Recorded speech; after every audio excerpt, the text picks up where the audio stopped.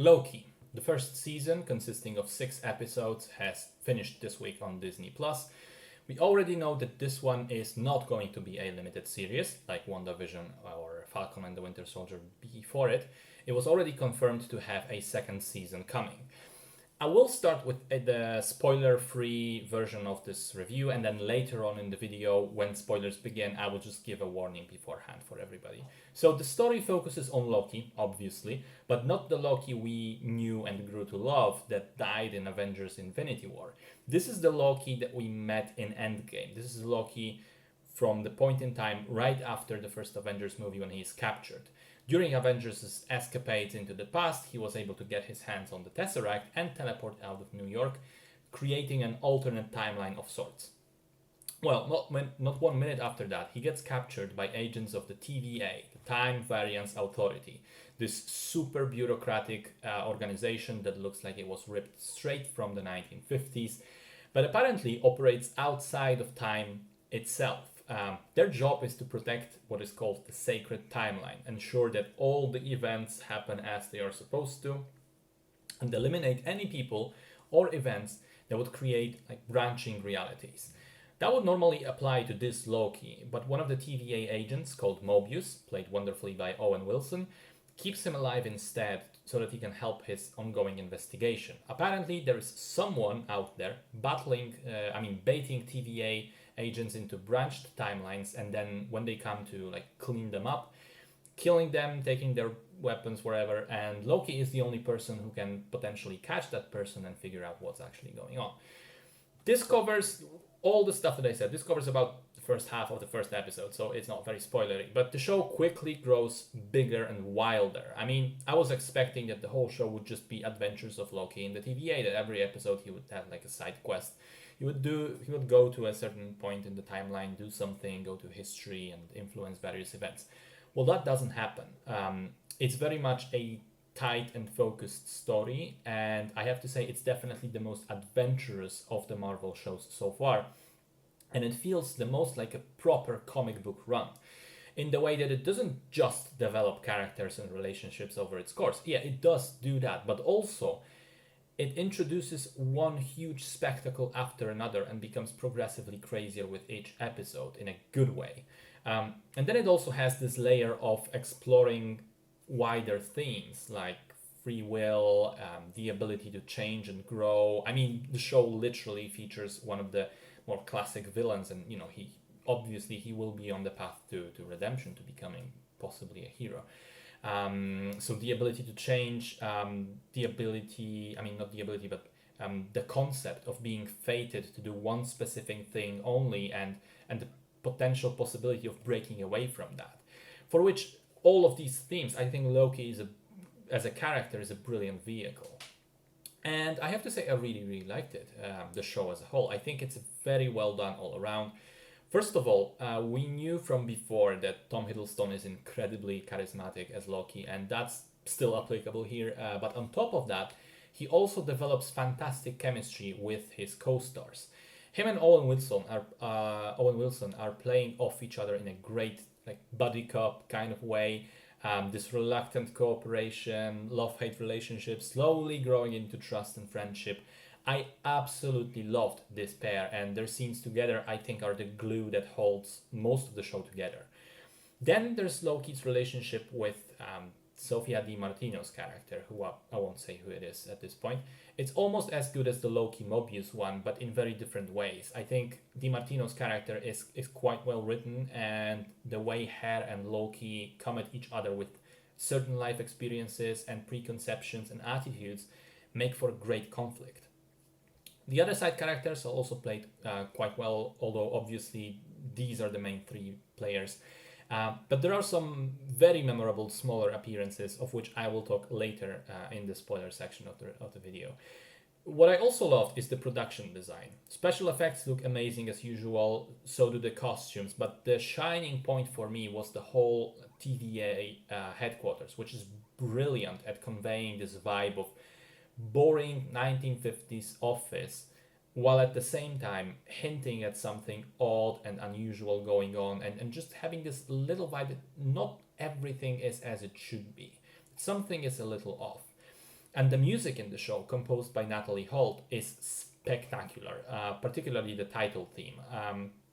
It's one of the very few music tracks, I think, from the entire Marvel catalog that I think is incredibly unique, recognizable, and memorable. And definitely, this title sequence is the single best track from all the shows so far. In general, though, the score is just amazing and it really helps build the atmosphere of the show. All in all, then, I think that the show has been very good so far, and the final episode left me conflicted because, on the one hand, I enjoyed it, I liked it, and on the other, I immediately wanted to know more of what follows. The final episode definitely ends on a cliffhanger. And not just that, the finale looks like it will have massive repercussions for the entire MCU going forward. So the show is definitely not optional for fans of the movies. I think you absolutely need to see it if you want to know how the thing that will probably appear and feature in many more shows and movies to follow began in the first place. Now, I do have a couple more things to say, but these will be spoilery. So if you don't want to hear them, turn me off now. Right, here we go. Episode 5 in its entirety is possibly my favorite, and it's amazing because of how adventurous it is, with the whole void at the end of time, the multiple Lokis, all the funny Easter eggs like Throg and Thanos copter and the giant yellow jacket helmet, Eliath, and so on. But the shining point of the episode for me was Richard E. Grant, who shows up as the classic Loki, dressed in a ridiculous comic book accurate costume, which looks like some bootleg cosplay made in a garage in 10 minutes. And yet he delivers a performance that is not just funny, but also full of gravitas and seriousness and emotion. And the payoff to that whole performance, the Asgard illusion that he does at the end, is so satisfying. I mean, possibly the widest smile I had the entire show.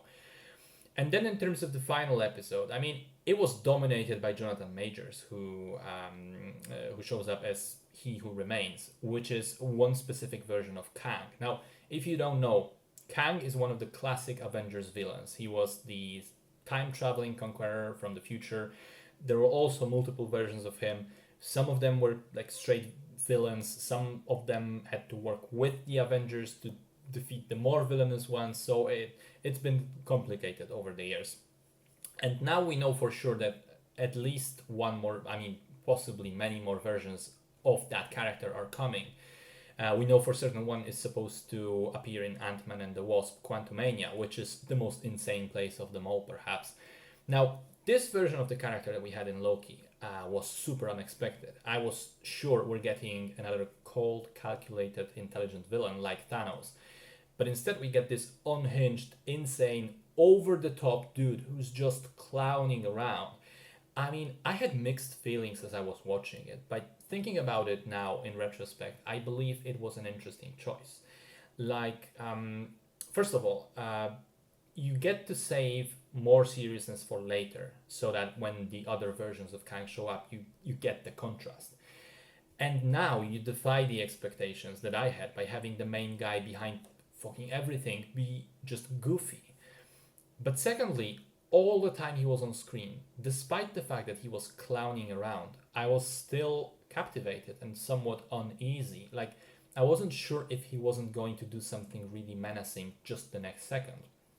I completely didn't know what to expect.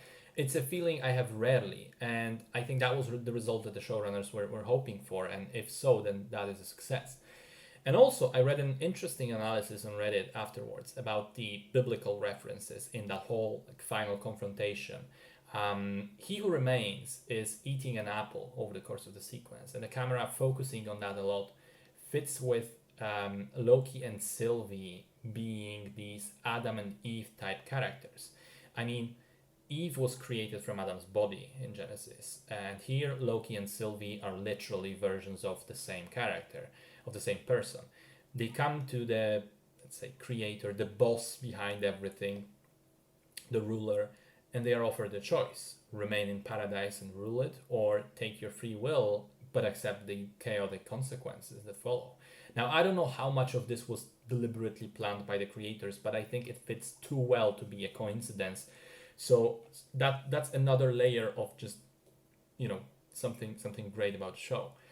And hey, the timeline fracturing at the end was one of the most epic moments of the MCU so far, in my opinion, as it managed to instantly show us that, yeah, things do not end with Thanos, and there are still epic, amazing stories to tell.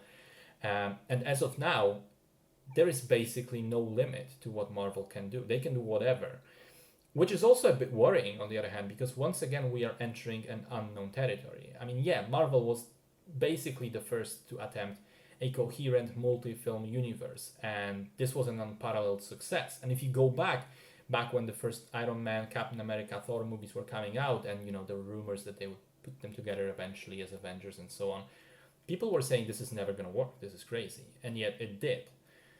So the question is, because now they're trying to move it to the sort of next level with the multiverse, and the question is, will they be successful again, or is this the limit? Is this going to be too much? Well, we'll just have to wait and see, but I personally, after Loki, am very excited for what's to come.